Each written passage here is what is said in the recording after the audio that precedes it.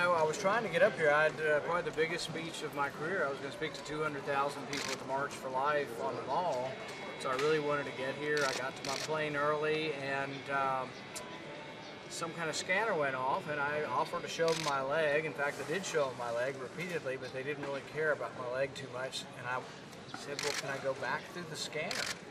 And they said, no. And I said, well, can I talk on my phone? They said, if you talk on your phone, you'll get the full body treatment. I said, well, I don't want the full body pat down, but I do need to call somebody to tell them I'm not going to be coming to Washington. So it was an ordeal, but I think it's an ordeal for a lot of travelers. I think it's an indignity that we're going through that's not making us safer. And I've been asking Pistol why we have to do random pat downs.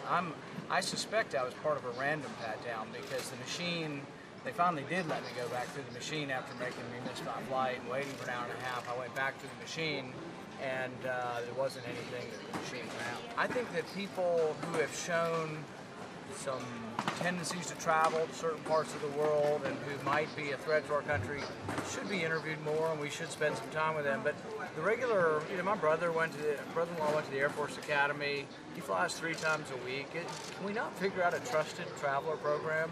It's been 10 years and we don't have a trusted traveler or a frequent traveler program. Senator, do you still feel that by raising the question in the first place you were treated differently?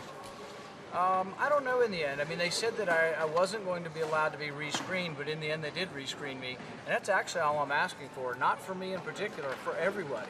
If you go through, or your 10-year-old daughter or your 12-year-old daughter goes through and the light goes off and you think it's an error and you don't want your 12-year-old daughter to be patted down, I think she ought to get to walk back through there. But it takes an act of Congress to get them to do anything, because they're still doing random pat downs. And this is what I've asked Pistol about before. Why are we doing this? I suspect that the scanner actually is randomly setting off an alarm that's not a real alarm, so you're made to feel like you did something wrong, and then you get the pat down.